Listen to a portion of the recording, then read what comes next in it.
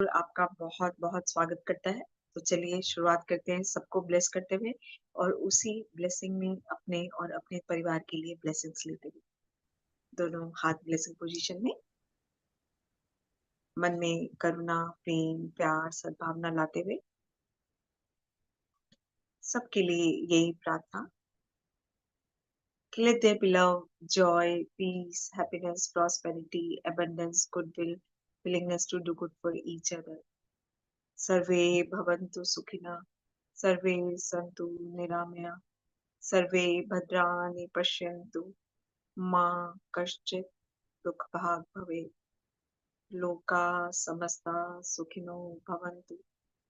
हर घर में प्रेम, प्यार, सद्भावना, ध्यान की ऊर्जा और पिरामिड की ऊर्जा पहुंचे।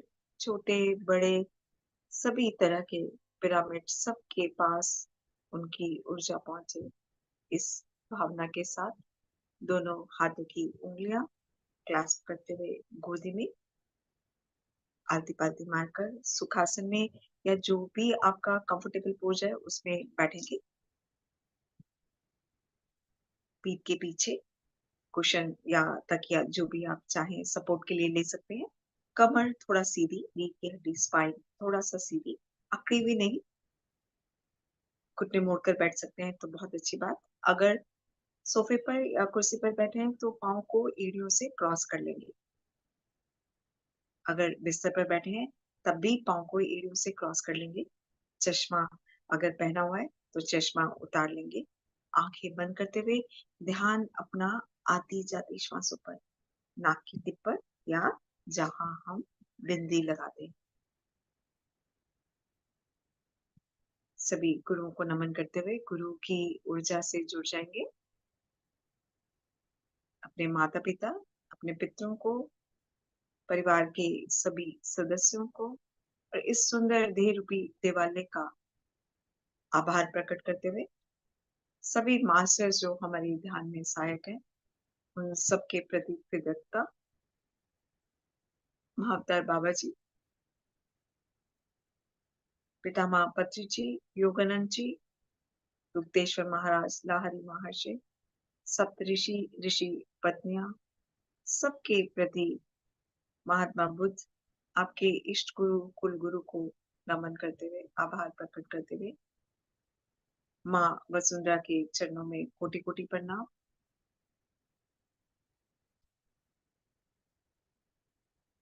अपने सत्व गुणों को उन्हें अर्पित करेंगे और जैसे माँ ब्लेसिंग के रूप में हीलिंग एनर्जी बॉल आप को प्रदान कर रही हैं और उससे होते हुए आप मूलाधार चक्र से अपने सारे चक्रास को अलाइन करते हुए अपने मूलाधार चक्र में विघ्नहर्ता का आह्वान करेंगे। सहस्रार स्थिति में अर्धनारीश्वर शक्ति का आह्वान करेंगे अपने हायर सेल्फ से कनेक्ट होते हुए। जैसे एक बीम ऑफ लाइट आपके ऊपर ब्रह्मांड से आ रही है, ब्रह्मरंध्र से होते हुए उसकी ऊर्जा आपके शरीर के भीतर प्रवेश कर रही है। अपने ऊपर एक सुंदर एसएस सॉल्ट पिरामिड का आह्वान करेंगे, एक गोल्डन पिरामिड जिस पर असंख्य हीलिंग क्रिस्टल्स लगे हुए हैं और इन क्रिस्टल से आती हुई सुंदर ऊर्जा प्राणवायु के साथ इस ब्रह्मांडीय ऊर्जा के साथ मिलकर हमारे शरीर के प्रत्येक अंग में, कोशिका में, ग्रंथि में पहुंच रही है। हर रोम रोम में आह्वान करेंगे, अलाउ करेंगे अपने हर रोम रोम को इस ऊर्जा को एब्जॉर्ब करने के लिए और इससे सेल्फ हीलिंग के लिए बाह्य शरीरों पर, आंतरिक शरीरों पर इस ऊर्जा को अपना कार्य करने दें। हम जुड़ते हैं इस सुंदर संगीत के साथ ध्यान में, गहराई में। जैसे भी श्वासें हैं आने दें, इनके साथ कोई छेड़खानी नहीं, सिर्फ अवेयरनेस की कैसी श्वासें आ रही हैं, छोटी बड़ी लंबी गहरी जैसी भी आ रही है आने दें। सब म्यूजिक लगा दीजिएगा प्लीज। आप अपनी श्वासों के साथ अपने अंदर के दर्शनों के लिए, अंदर की गहराई में उतरने के लिए अपने आप को अलाउ करें।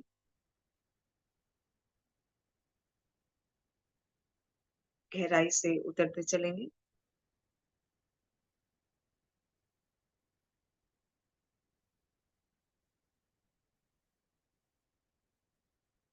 अगर किसी भी अंग पर कोई पीड़ा या दर्द महसूस हो रहा है,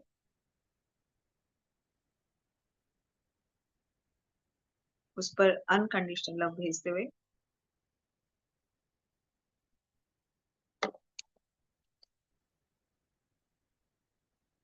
सर साउंड शेयर कीजिए।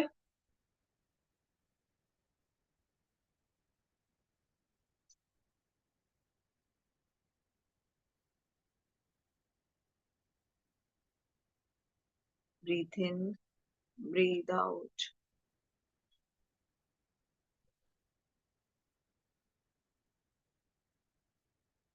बिल्कुल शांत भाव से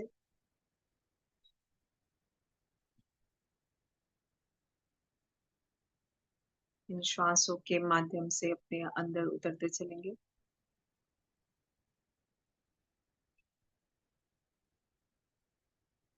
ब्रीथ इन, ब्रीथ आउट।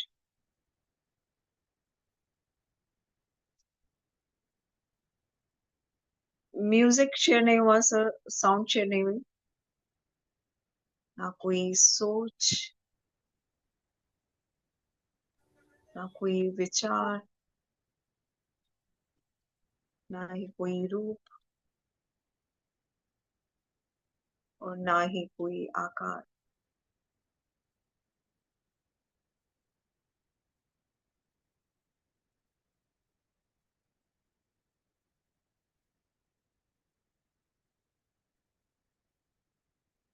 ब्रीथ इन,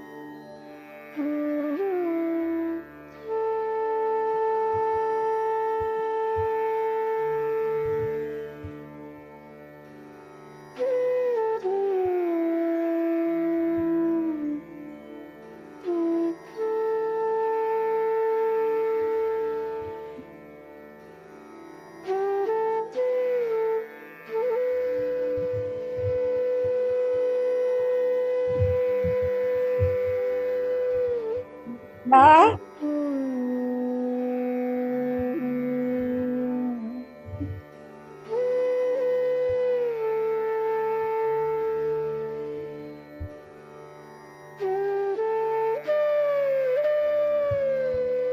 आशा गंजा हुआ है,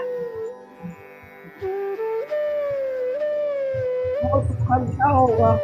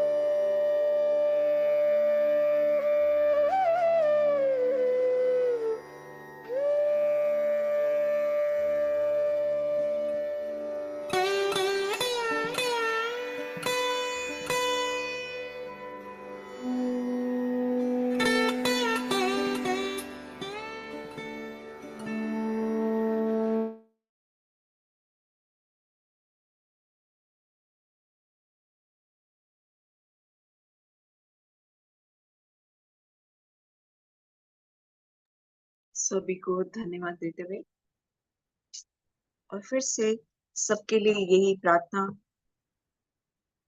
कि सर्वे भवन्तु सुखिनः, सर्वे सन्तु निरामया, सर्वे भद्राणि पश्यन्तु, मा कश्चित् दुःखभाग् भवेत्, लोकाः समस्ताः सुखिनो भवन्तु। दोनों हाथ अपनी आंखों पर अपने शरीर के प्रति जागरूक होते हुए और बंद हथेलियों में धीरे धीरे आंखें खोलेंगे। 5 4 3 2 1 0 और इन हाथों की ऊर्जा सर से लेकर पैर तक पूरे शरीर पर फैला लेंगे।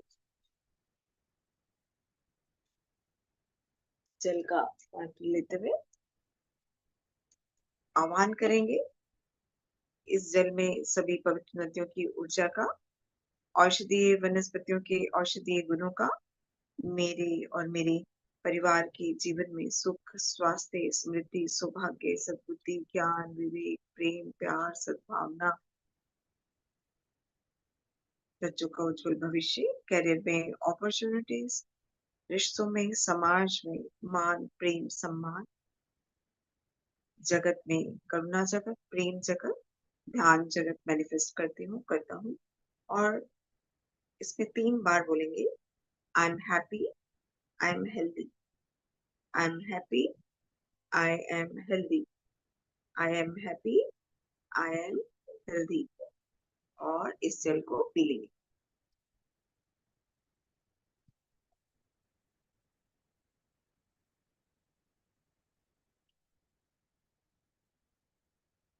चलिए अगले प्रश्न और उनके उत्तर समझते हैं, जानते हैं। तो कल हमने जाना था कि मन सूक्ष्म है। जब बुद्धि और ज्ञानेंद्रियों से बाहर जाता है तो स्थूल नाम रूप प्रकट होते हैं, और जब हृदय में निवास करता है तो नाम रूप गायब हो जाते हैं। तो मन को बाहर जाने से रोककर उसे हृदय में स्थिर करने को हमने जाना कि अंतर्मुखी होना कहते हैं, और जब वो बाहर जाता है तब उसे बहिर्मुखी कहते हैं। तो जब मन हृदय में निवास करता है तो मैं, ये जो अहंकार, ये जो सभी विचारों का मूल है, ये उस समय यूं गायब हो जाता है। और जो हमारा अस्तित्व है, उस अस्तित्वमान स्वरूप को ही प्रकाशित होना होता है। उससे व्यक्ति चाहे जो भी करे उसे बिना मैं, बिना अहंकार के करना चाहिए। और जब हम अहंकार से रहित हो जाते हैं तो उस वननेस में हो जाते हैं, शिव स्वरूप बन जाते हैं। यही हमने कल जाना था। तो आज का प्रश्न है, क्या मनो निग्रह के दूसरे उपाय नहीं है? मन चंचल है, मन को काबू पाना है। तो मन को स्थिर करने के, मन को काबू करने के कौन से दूसरे उपाय हो सकते हैं? अभी तक आपने अपने जीवन में इतना अनुभव किया है, क्या आप बताना चाहेंगे कि मन को काबू करने के क्या उपाय हो सकते हैं? आप में से कोई शेयर करना चाहेंगे? कोई बात नहीं। यहाँ रमन महर्षि कहते हैं, आत्म विचार के अतिरिक्त कोई उपयुक्त उपाय नहीं है। अब ये आत्म विचार क्या है? मैं कौन हूँ? यदि दूसरे उपायों से मन को नियंत्रण करने का प्रयास किया जाता है तो वो लगता तो है कि मन नियंत्रित है, पर वो टेम्परेरी होता है। फिर से वो प्रकट हो जाता है, फिर से मन चलने लगता है, अपने विचारों में फिर से डुबो लेता है। उसकी तरंगे इतनी ऊंची नीची होती है कि हम उसमें फिर से डुबकी लगाने लगते हैं। प्राणायाम, अब प्राणायाम करते हैं उसके द्वारा भी मन स्थिर हो जाता है, लेकिन वो तब तक ही नियंत्रित रहता है जब तक कि प्राण नियंत्रित है। और जब श्वसन आरंभ होता है तो फिर से वो मन गतिशील हो जाता है, या जो हमारे अंदर की सोच विचार, हमारी संचित वासनाएं हैं, वो भटका देती है, उसे उन्हीं के अनुरूप भटकने लगता है। तो मन और प्राण दोनों ही का स्रोत एक ही है।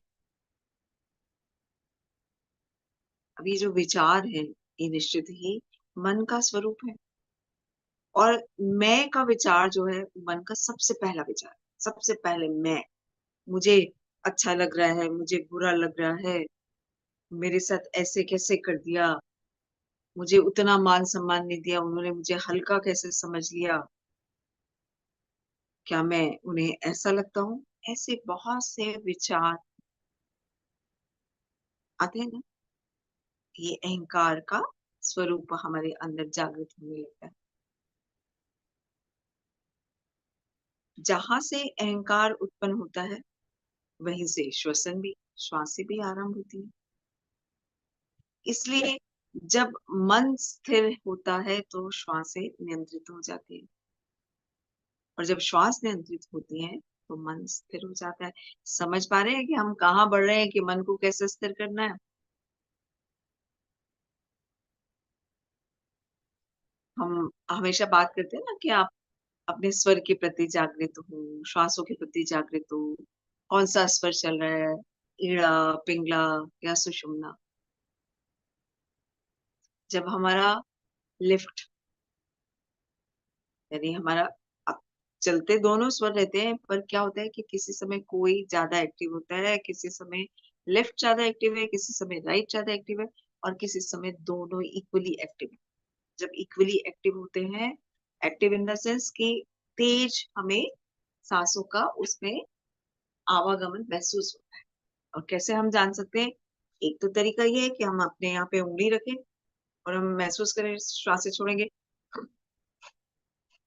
तो आपको एक से श्वासों का स्वर तेज आता हुआ सुनाई देगा। दूसरा तरीका ये है, ऐसे रख ले और तब श्वास छोड़े। इसमें भी आपको पता लगेगा कि आपका कौन सा स्वर, कहाँ से श्वास तेज आ रही है, दोनों में इक्वली आ रही है।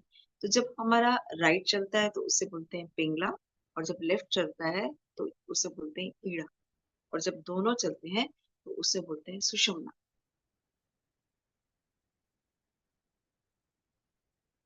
लेफ्ट स्वर को चंद्र स्वर भी बोलते हैं और राइट को सूर्य स्वर भी बोलते हैं, और जब दोनों चल रहे हैं उसे तो हमने जाना ही सुषुम्ना स्वर चल रहा है। इसलिए सुषुप्ति में मन तो स्थिर रहता है, लेकिन श्वासें नहीं रुकती हैं, श्वास तो अपना चलता रहता है। तो ये तो ईश्वरीय इच्छा के कारण है, ताकि शरीर सुरक्षित रहे और लोग ये नहीं समझे कि ये मर गया है। क्योंकि अगर हमारे बस में, तो हम तो इतना भूलते हैं कि सांस लेना भी भूल जाएंगे। और अक्सर हमने एक दूसरे को बोलते हुए सुना है, कभी ज्यादा बजे तो इतना काम है आज, इतना काम है आज, की सांस लेने की भी फुर्सत नहीं है। और वाकई हम जब श्वास नहीं लेंगे तो क्या होंगे, हम दूसरे क्या समझेंगे हम।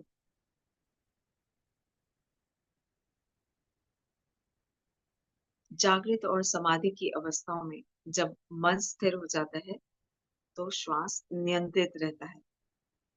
प्राण मन का स्थूल रूप है।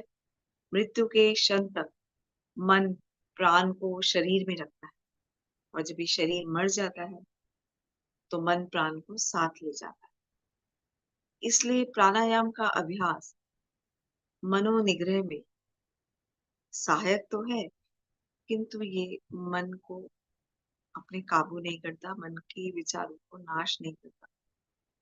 और प्राणायाम की तरह ही मूर्ति ध्यान, मंत्र जप, आहार नियमन, ये सभी भी मन को शांत करने में, मन को स्थिर करने में सहायक है। मूर्ति ध्यान से भी मन एकाग्र हो जाता है, मंत्र जप से भी मन एकाग्र हो जाता है, और मन का स्वभाव तो है सदा चंचल रहना। जैसे हमने जाना था कि सदा हिलते रहता है, जो हाथी हिलता रहता है ना, यूं अपनी सूंड करते हुए ऐसे हिलते हुए ही रहता है, खड़ा हुआ भी होगा तो भी अपना सर हिलाता रहे। तो अगर उसकी सूंड में एक जंजीर दे दो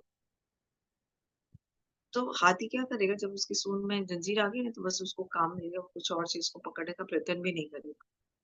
तो जैसे हाथी किसी दूसरी चीज को पकड़ने का प्रयत्न किए बिना उस जंजीर को ही पकड़े चलता है, उसी प्रकार मन को भी किसी नाम या रूप यानी ईश्वर के रूप में अनुसक्त रहने से, अभ्यास से जोड़ा जाए तो वो उसी को ग्रहण किए रहेगा। मन जब असंख्य विचारों के रूप में फैलता है तो प्रत्येक विचार बिल्कुल बलहीन होता है, उसका उसमें कोई जोर नहीं होता।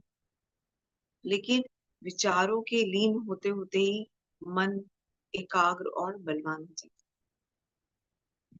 जब तक विचार आते हैं तो विचारों का ही उस पर कंट्रोल है, विचार ही उसे कहीं कहीं भटकाते हैं, कहीं कहीं ले जाते हैं, मिनट में कहाँ और अगले मिनट में कहाँ। लेकिन जैसे ही ये विचार लुप्त होते हैं तो मन जो होता है वो शांत हो जाता है।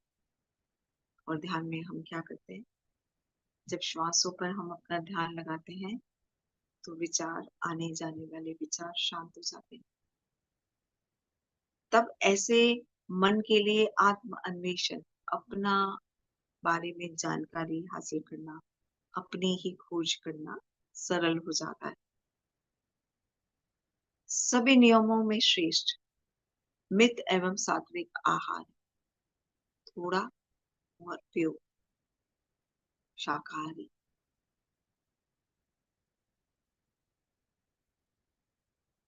हम जो भी हैं, हम इस आहार के कारण हैं। हमारा शरीर इस आहार की मदद से ही इस स्वरूप को पाने में सफल हुआ है।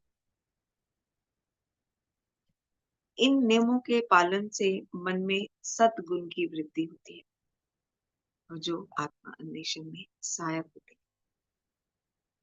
लेकिन ये जो विचार है समुद्र की लहरों की भांति, जो हमारी मन में दबी हुई इकट्ठी हमारी विषय वासनाएं हैं, उसके से लेकर इतने ज्यादा विचार प्रकट होते हैं, ये नष्ट होंगे कैसे?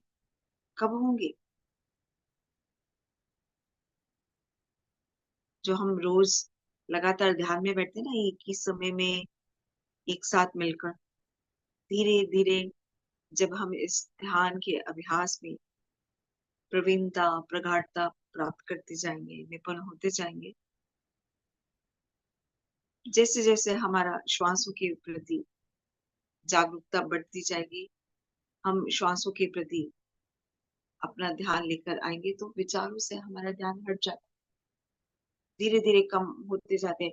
जैसे ही हमें समझ में आता है हम विचारों में फंस गए, फिर से ध्यान अपना श्वासों पर।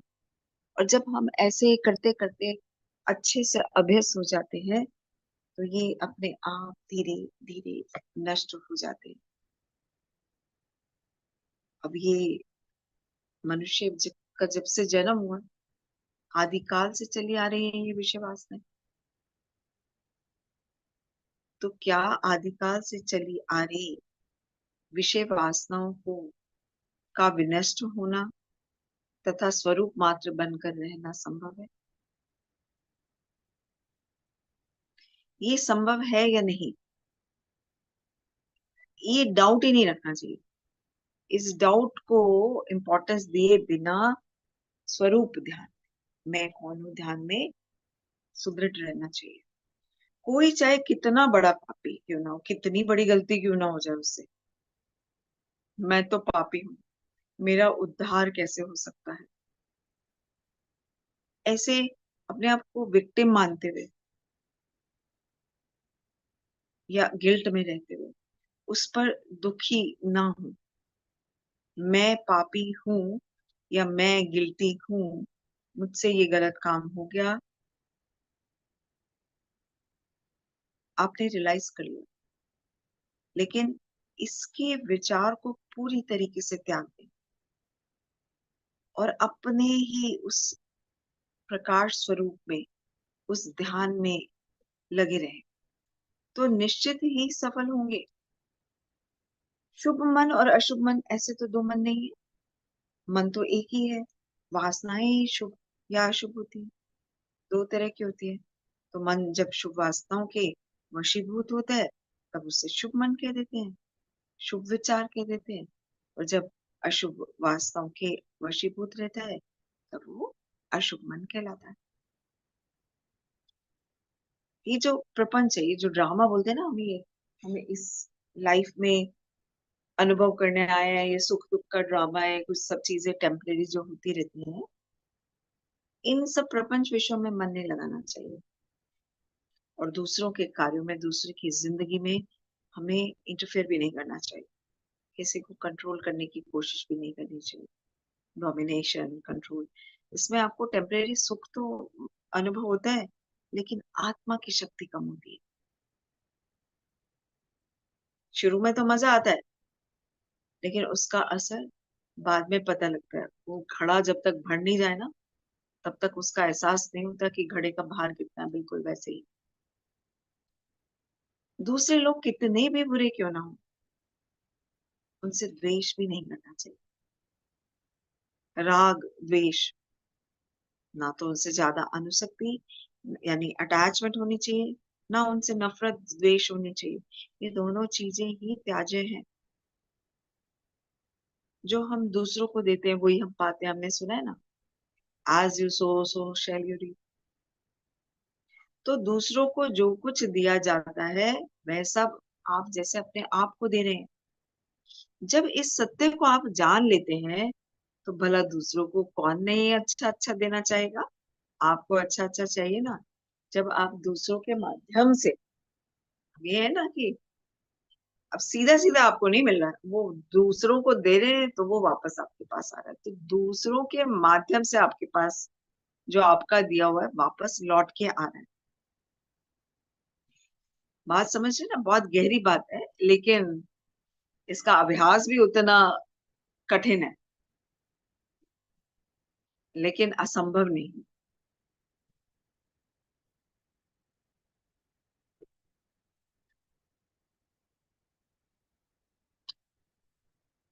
तो ये जो अहमता है,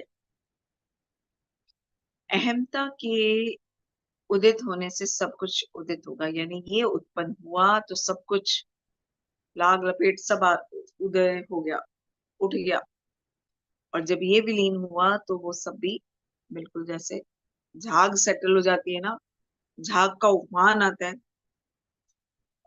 अब हम देखते हैं ना कि अगर वॉशिंग मशीन में आप सर्फ डाल दो पानी में, जब तक वो एक एक दो साइकिल अगर चला ले, तो उसमें कितना सारा झाग उठ जाता है। वैसे ही विचारों का तूफान, विचारों का कि झाग जो है वो एकदम उभरी हुई हमको अपने मैं और अहंकार में फंसा देती है। तो हम जितना अधिक विनम्र होकर आचरण करेंगे, उतना ही अधिक हमारा भला होगा। मन को निग्रहित करके कोई कहीं भी रह सकता है। जब मन को आपने साध लिया, तो ना कोई छोटा बड़ा, पशु पक्षी, सब में प्रकृति में वननेस दिखाई देती है।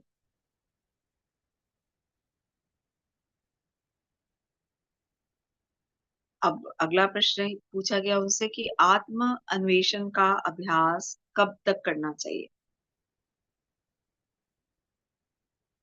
हम में से कोई उत्तर देना चाहेगा, कब तक करना चाहिए? जब तक मन में विषय वासनाएं रहती हैं, तब तक मैं कौन हूं का अन्वेषण आवश्यक है। ज्यो ज्यो विचार उठते हैं, त्यों त्यों उनके जहां से वो पैदा हो रहे हैं कि ये किसके लिए आ रहा है, ये विचार जो आ रहा है ये किसके लिए आ रहा है। जब हम ये आत्म अन्वेषण करते हैं, तो अपने आप ही वो विचार आने शांत हो जाते हैं, उनका नाश इसी तरीके से करना चाहिए।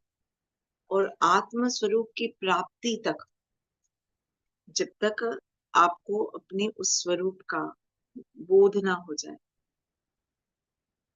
अगर तब तक यदि कोई निरंतर स्वरूप स्मरण में रहेगा तो ये एक साधना ही पर्याप्त है, क्योंकि जब तक किले के अंदर शत्रु है तब तक तो वो उससे बाहर आते ही रहेंगे ना। तो जैसे जैसे वो बाहर आते हैं उनको मारते रहे। अब यहाँ किले के शत्रु कौन है? किले में शत्रु अगर है तो क्या है, वो हमारे विचार। जब तक वो विचारों का समुद्र है तब तक तो वो उफान लेता रहेगा। लेकिन जैसे जैसे वो आपके अंदर पैदा होते जाते हैं, बाहर आते हैं, किसी एक्शन का रूप लेने से पहले ही अगर आप उन्हें मारते रहें तो वो दुर्ग तो आपके काबू में आ ही जाएगा, हस्तगत हो जाएगा। आपका राज होगा उस दुर्ग पर। ये मन रूपी दुर्ग पर इन विचारों का जब तक राज है तब तक मैं और अहंकार है। अब यहाँ स्वरूप का स्वभाव जानना चाहेंगे हम कि वो क्या है। वास्तव में जो अस्तित्वमान है वह केवल आत्म स्वरूप है। ये संसार, जीव, ईश्वर, इसमें मोती में चांदी के रिफ्लेक्शन की तरह इमेजिनरी है, काल्पनिक है, कल्पित प्रतीति है। ये तीनों एक ही समय प्रकट होकर एक ही समय गायब हो जाते हैं। जिस स्थान पर मैं का किंचित मात्र विचार नहीं होता वहां स्वरूप है, वही मौन है। तो स्वरूप स्वमेव जगत है और स्वरूप स्वमेव मैं है।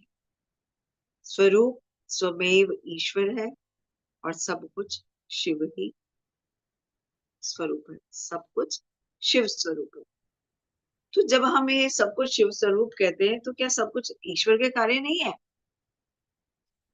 बिना इच्छा, बिना संकल्प के या बिना प्रयास के सूर्य उगता है ना। और जैसे ही सूर्य उदय होता है तो उसको किसी चीज पे डिपेंड नहीं रहने की जरूरत होती ना। तो उसकी आने से पूरे ब्रह्मांड में जहां सूर्य की उपस्थिति है वहां पे प्रकाश हो जाता है।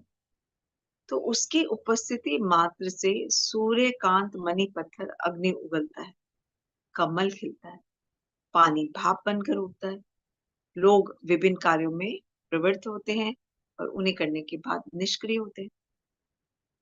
जिस प्रकार चुंबक के सामने सुई हिलती है ना, उसी प्रकार संकल्प विहीन ईश्वर की सनिधि विशेष मात्र से होने वाले त्रिकर्मों अथवा पंचकृत्यों से नियंत्रित सकल जीव अपने अपने कर्मानुसार कार्य कर विश्राम करते हैं। क्या हुआ मतलब इसका? इसका मतलब ये हुआ कि सूर्य का प्रकाश जिस तरीके से पूरे संसार में क्रिया का कारण बन जाता है, सूर्यकांत मणि अग्नि उगलती है, लोग अपना काम करते हैं, का फूल पत्ते सूर्य की रोशनी से ही अपनी भोजन बनाते हैं, खिलते हैं, पेड़ बनते हैं, प्रकृति बनती है, पानी भाप बनकर उठता है, बादल बनते हैं, उनसे बारिश होती है। लोग अपने विभिन्न विभिन्न जो जो उनका कार्य क्षेत्र है वो कार्य करते हैं।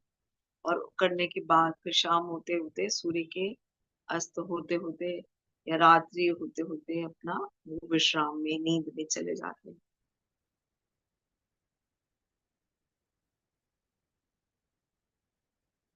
तो इसी तरीके से संकल्प विहीन ईश्वर की सनिधि यानी उनके सानिध्य से उनके सानिध्य से होने वाले जो हमारे त्रिकर्म है या पांच कृत्य हैं, सोना उठना बैठना जागना खाना पीना चलना फिरना, ये हमारी सब पंचविध है।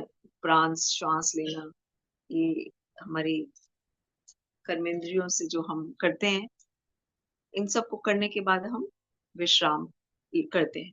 तो लेकिन इसके विपरीत वह संकल्प रहित है, वो किसी कर्म से बंधा नहीं है। यहाँ वह से किसकी बात हो रही है? सृष्टिकर्ता की। बिल्कुल ऐसे ही है जैसे संसार में होने वाले जितने भी कार्य हो रहे हैं, जितना भी जो कुछ भी हो रहा है, मजदूर अपना कार्य कर रहा है, इंजीनियर अपना कार्य कर रहा है, डॉक्टर अपना कार्य कर रहा है, टीचर अपना कार्य कर रहा है, ठीक है ना, गृहस्थी अपने कार्य कर रहे हैं, सन्यासी अपना कार्य कर रहा है, भक्त अपना कार्य कर रहा है, शैतान अपना कार्य कर रहा है।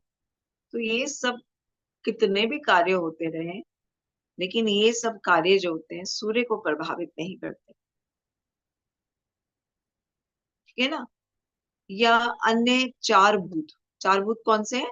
पृथ्वी, जल, अग्नि, वायु। इनके पृथ्वी, जल, वायु, अग्नि के गुण या अवगुण, अब धरती में बोलते हैं ना, भूचाल, भूकंप, जलजला आ गया, वायु तेज तूफान कुछ भी आ गया, जल में ज्वार भाटा उठाया, अग्नि ने जंगलों को जला डाला, दावानल जिसे कहते हैं। तो इन चार भूतों के गुण अवगुण, इनसे आकाश पर, इस विराट आकाश पर कोई प्रभाव नहीं डलता ना। इसी तरीके से जो परमात्मा है,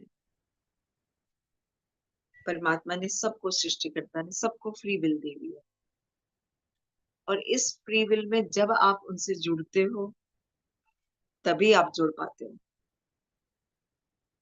या आपके पिछले जन्म के कर्म इतने सुंदर होने चाहिए कि आपका ध्यान ही सिर्फ उन्हीं में है, तो वो उन पर, इस लोक में होने वाले जितने भी कार्य हैं, उनका कोई प्रभाव नहीं पड़ता। उनके लिए अच्छा बुरा कुछ नहीं है, सब उनके बच्चे हैं।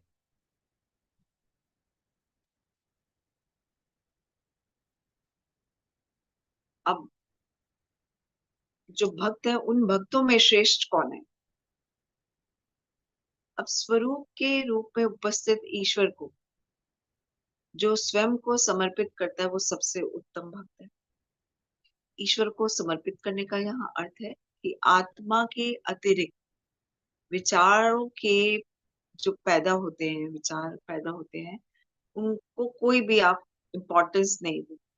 जो निरंतर आत्मा स्वरूप में रहता है, खुद को आत्मा मानते हुए, खुद को उस वननेस में वन फील करते हुए जो कार्य करता है, वो सबसे बेहतर, सबसे श्रेष्ठ भक्त है।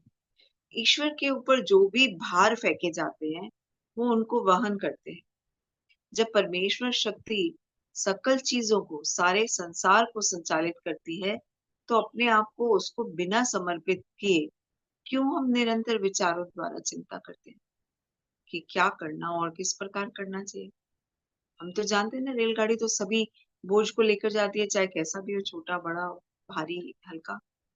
तो इसलिए उसके भीतर जब हम प्रवेश कर लेते हैं, तो हमें हमारा जो छोटा सा भार है, इस जो जीवन रूपी रेलगाड़ी का, के इसमें हम आराम से रख, इस आराम अनुभव करने की जगह तकलीफ सहते हुए अपने सर पर क्यों रखे उसे। जब उस जो भी बोझ है, छोटा है बड़ा है कैसा, उसको हम रेलगाड़ी में रख सकते हैं,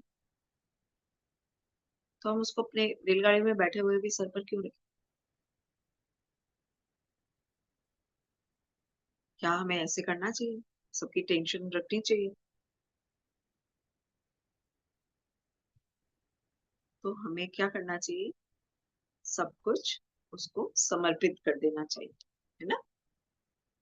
तो आज के लिए इतना ही।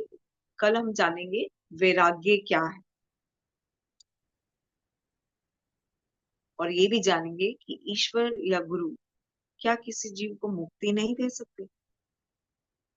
तो इन सब प्रश्नों को जानने के लिए हम कल फिर से जुड़ेंगे, और इन सब प्रश्नों के उत्तरों को समझेंगे और अपने जीवन में ढालेंगे। तो आज के लिए इतना ही। तो थोड़ा सा हम एक्यूप्रेशर एक्सरसाइज कर लें।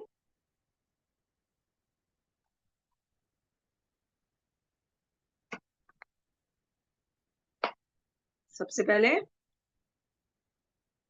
Twisting of the joints 9 times. बढ़ते चले।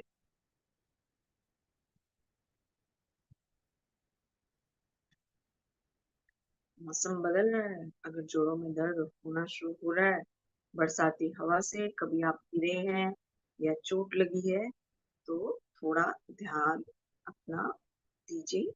गर्मी, उमस, ह्यूमिडिटी की वजह से गर्मी लगती है, तो उसके लिए फ्रिज का बहुत ठंडा पानी या बहुत तेज एसी का ठंडी हवा में, कूलर की ठंडी हवा में सामने ना रहें, क्योंकि ये आपके शरीर का इस ह्यूमिडिटी भरे मौसम में अनुकूल असर नहीं देती है। अच्छा लगता है, पसीना सूख जाता है, जल्दी सूख जाता है, लेकिन अगर जहाँ चोट लगी हुई है उस अंग को प्रॉपरली ढका नहीं है, उस पे ठंड लग जाती है, तो थोड़ी देर बाद उस पे दर्द होना महसूस करने आप लगते हैं। तो इसलिए अपना चोट के प्रति भी थोड़ा उस अंग को भी अनकंडीशनल लव दे दें।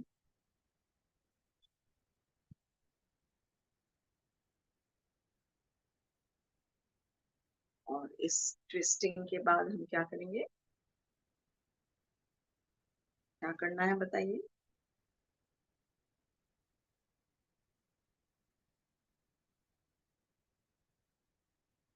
क्या, अब इसको थोड़ा सा ऐसे करें। ओके,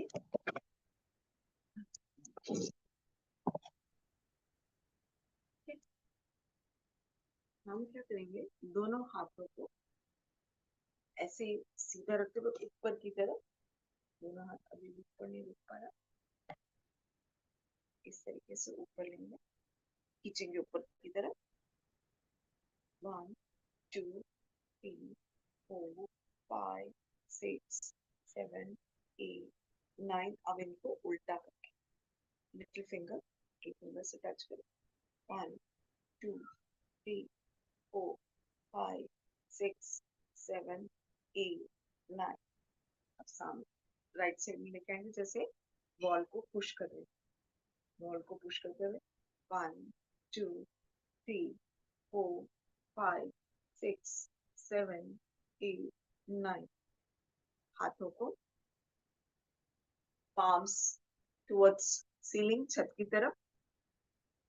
ठीक है, आप क्लैप करते हैं ना हाथों को। 1 2 3 4 5 6 7 8 9 10। अपोजिट नीचे, आप हथेली नीचे जमीन की तरफ।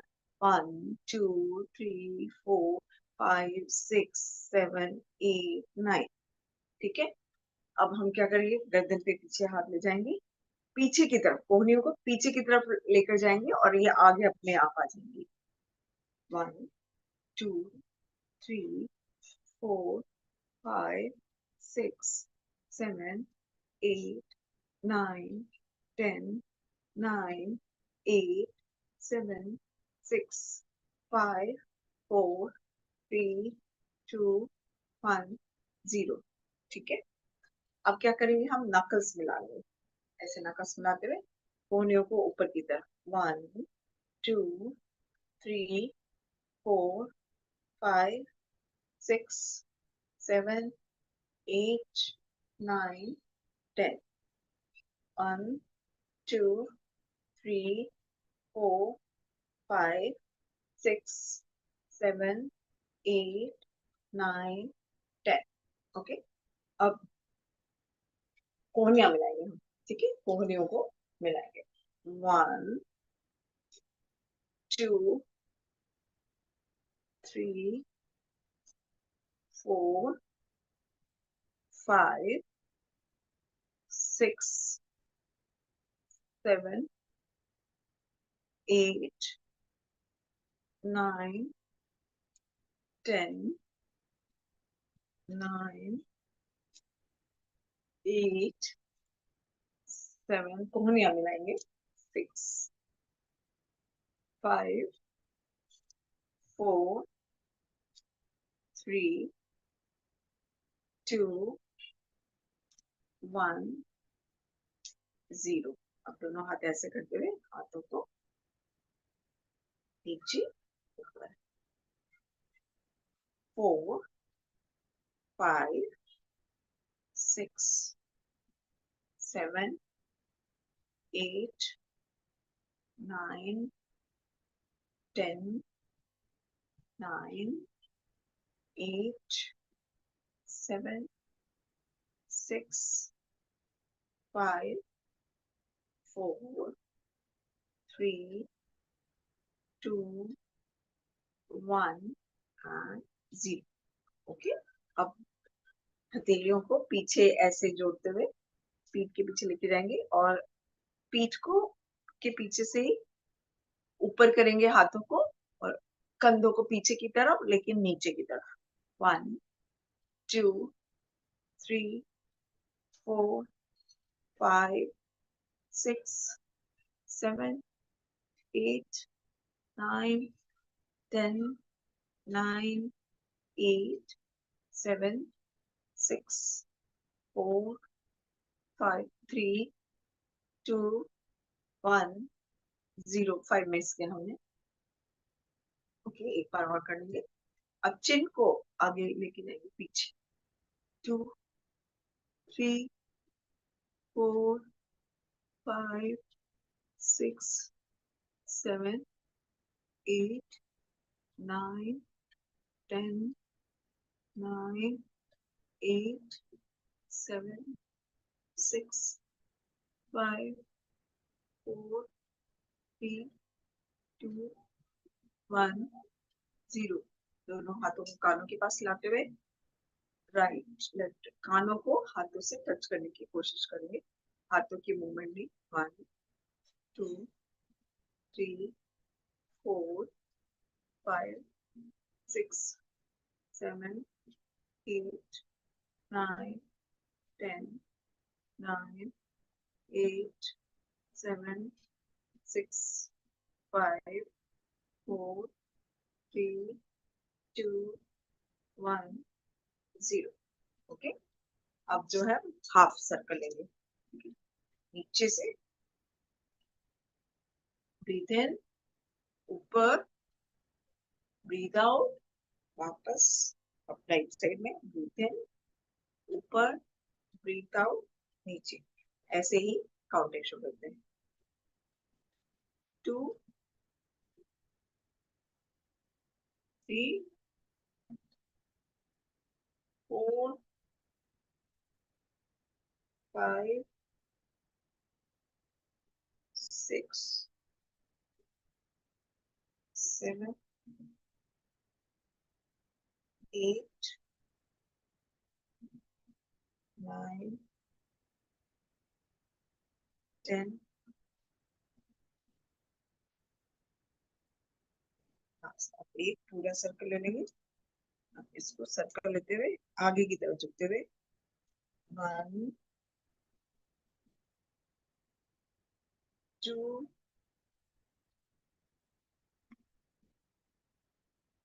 3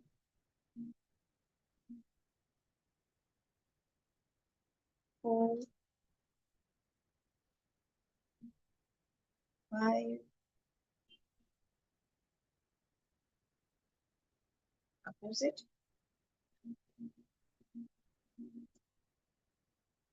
देखो सर्वाइकल की प्रॉब्लम है, आगे झुकने में प्रॉब्लम है तो वो नहीं झुकेंगे। वो सिंपल अपनी गर्दन को राइट लेफ्ट देखेंगे। क्योंकि जब वर्टिगो होता है तब आपको कई बार नीचे देखने में भी चक्कर आते हैं, ऊपर देखने में भी चक्कर आते हैं, क्योंकि नस से जो होती है वो उस तरीके से उनमें प्रॉपरली फ्लो नहीं हो रहा। तो उस केस में कोशिश करें कंधे ऊपर नहीं आएंगे, कान को कंधे से छूने की कोशिश करें।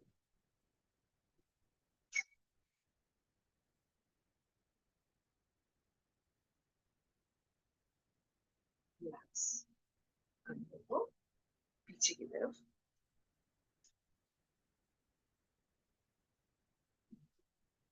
आगे की तरफ।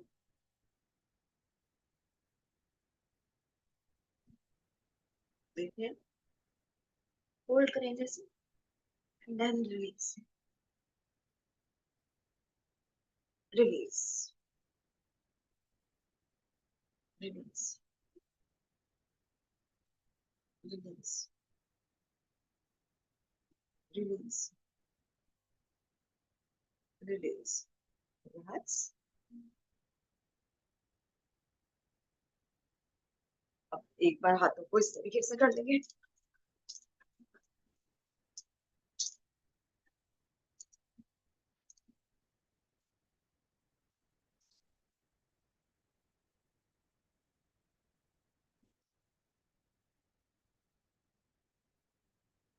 बटरफ्लाई, एड़ियां मुंह से, पंजा पूरा पंजे से,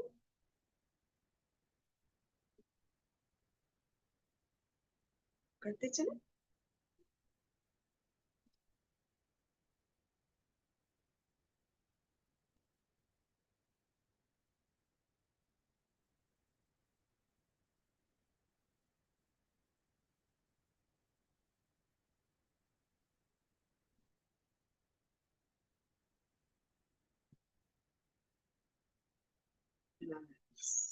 नाड़ी शोधन प्राणायाम कर लेंगे। दोनों उंगलियां यहाँ पे, thumb on the right nostril, left से release, in,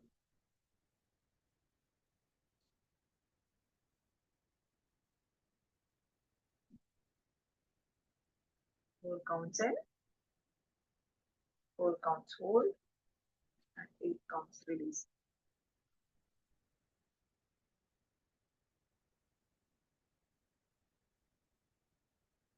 Hold, release, in, hold, release, in, hold, release, in, hold, release, in,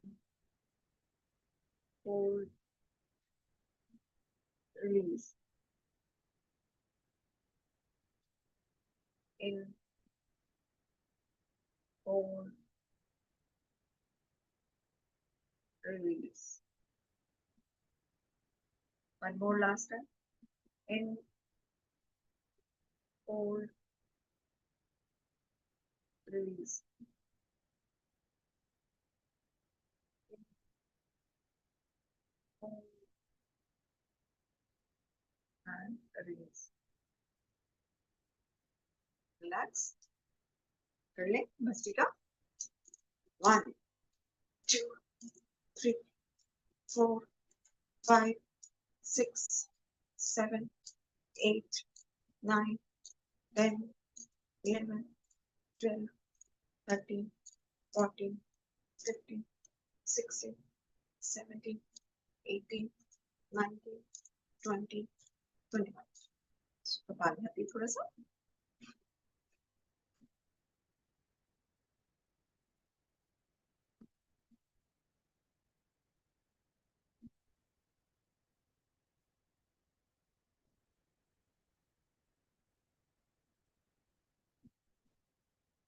relax हो जाइए।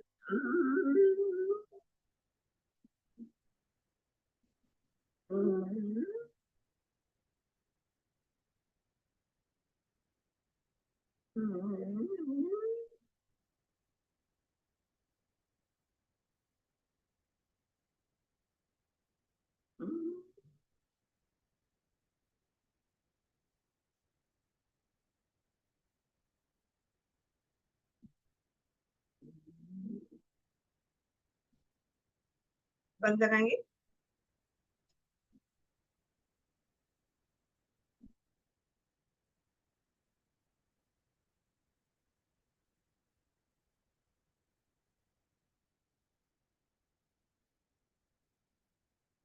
लगाएंगे।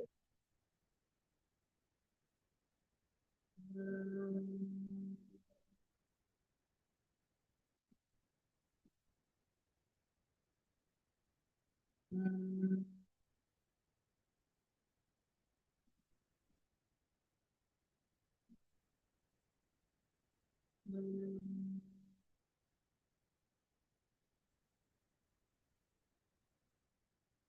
Hmm.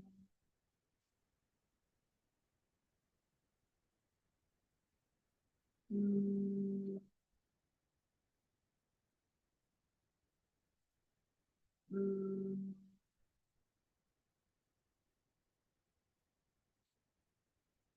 Hmm.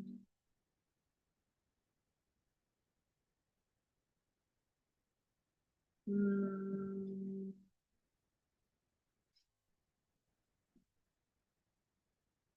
Hmm.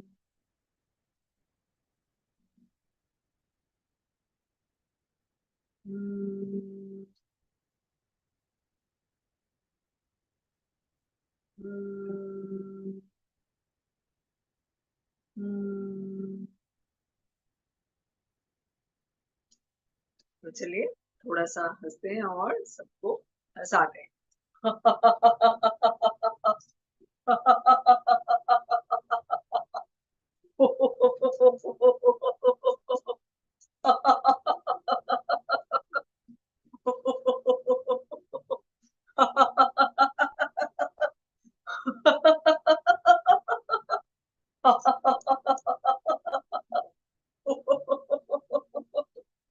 And let's become monkey.